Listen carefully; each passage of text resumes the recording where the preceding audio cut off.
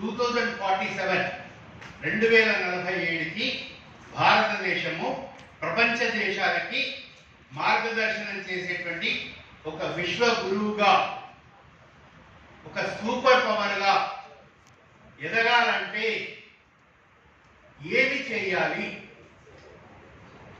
దీనికి కొంచెం మనము వెనక్కి వెళ్ళాలి. ఎందుకంటే ఈరోజు ఈ స్థితికి రావడానికి ఏ ఫ్యాక్టర్స్ దోహదపడ్డాయి, మనం ఏ ఫ్యాక్టర్స్ ద్వారా ఇంకా ముందుకు వెళ్ళాలి. ప్రపంచము భారతదేశాన్ని 2000 సంవత్సరాల బానిస బతుకుతున్నటువంటి ఒక జాతిని ఒకే ఒక సందర్భంలో గుర్తించిందండి. That was 11 September 1893. 11 September 1893. A man with his conviction, తన దేశం పట్ల ఉన్నటువంటి ఒక అత్యంత ప్రేమతో, శ్రద్ధతో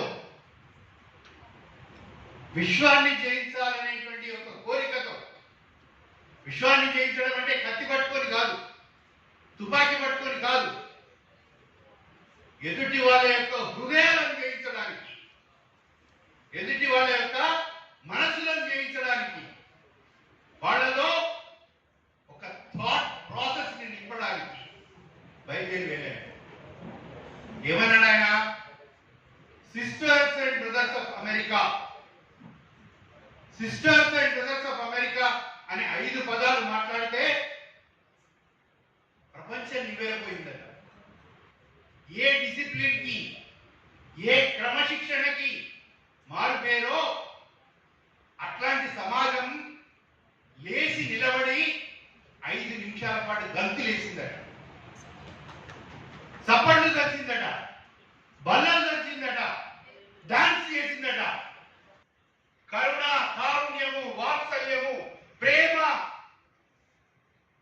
ఇవి ఏవి వాళ్ళకి అర్థం కాకపోతే వీరుల విందైన సంగీతం వింటే ఏ విధంగా అయితే హృదయానికి సాంత్వన కలుగుతుందో ఆ విధంగా అందులో ఉన్నటువంటి 5000 మంది ఆడియన్స్ మిస్మరైజ్ అయిపోయారట.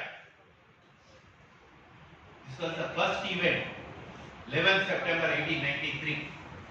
ప్రపంచం భారతదేశాన్ని గుర్తించడం స్టార్ట్ చేసింది.